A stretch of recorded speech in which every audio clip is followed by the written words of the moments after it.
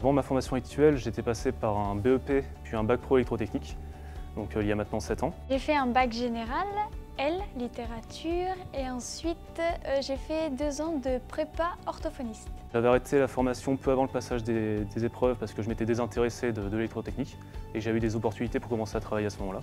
Ce que j'ai fait donc pendant un peu plus de 5 ans. Fac d'espagnol, c'était un peu un choix par défaut parce que l'orthophoniste n'a pas marché. Donc ça me plaisait plus trop. Et en travaillant l'été dans des usines à côté de chez moi, en faisant différents petits boulots, je me suis rendu compte que du coup les horaires étaient assez intéressants en usine.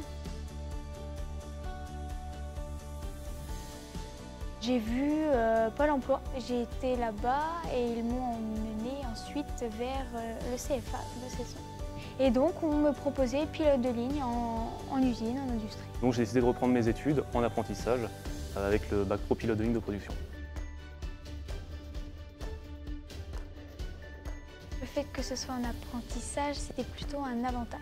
Je préférais plutôt travailler, rester dans le monde du travail et puis gagner un salaire, de l'argent pour pouvoir payer mon appartement. Donc pour moi, je recherchais surtout quelque chose qui était en alternance et pas en continu. Je ne peux pas me passer de l'apprentissage actuellement pour continuer mes études. Je suis totalement indépendant, j'ai ma maison, mes frais à payer, donc oui, c'est même pour moi le seul moyen de continuer ma formation et ma qualification. Avec les formateurs, ça se passe super bien.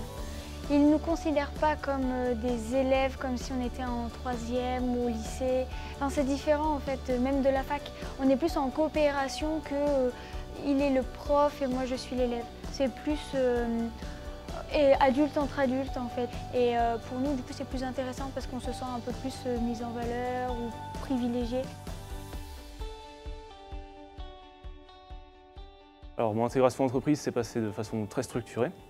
Dans un premier temps, la première semaine en entreprise s'est passée sur une visite successive des différents services et ateliers de l'usine, histoire de bien se rendre compte de l'ensemble des activités de l'usine, dans le groupe Lactalis, sur le site de la société laitière de Vitré, donc à Vitré. Et ils m'ont un peu intégré dans toutes les équipes pour être à l'aise et pour me présenter les personnes. Et franchement, j'ai été super agréablement surprise parce que tout le monde nous accueille super bien en fait. Donc mes relations avec mon maître d'apprentissage sont très cordiales. Elle est donc toujours prête à m'épauler et à m'aider dans le travail que je peux avoir à produire pour le lycée ou pour l'entreprise.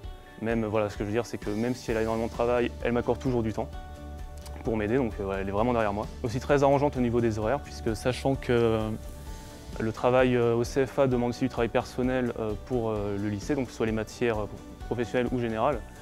Si j'en ai besoin, elle est toujours prête à m'accorder du temps libre, que ce soit en entreprise ou chez moi, pour me permettre de travailler.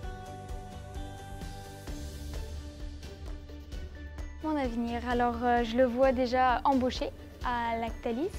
Le responsable nous dit dès le début que si on poursuit et qu'on veut bien rester chez eux, ils nous prennent en apprentissage pour qu'on puisse réussir ensuite à rester chez eux, à être embauchés. Suite au bac pro, je compte faire un BTS Sciences et technologies des aliments, toujours en apprentissage, puis ensuite une école d'ingénierie en agroalimentaire, pour ensuite intégrer un poste de responsable de production, idéalement. En tout cas, un poste à responsabilité dans l'agroalimentaire. Il me reste encore 5 ans d'apprentissage avant d'en avoir terminé. Ce que je pourrais leur donner comme conseil, c'est plutôt déjà de regarder dans quel secteur ils veulent aller. De rapprocher de Pôle emploi, voir des missions locales de sa région en fonction de l'âge. Parce que voilà, ils ont tout ce qu'il faut pour aiguiller vers ce qu'ils recherchent. Et puis ensuite, parler souvent au CFA, parce que les CFA aussi proposent une liste.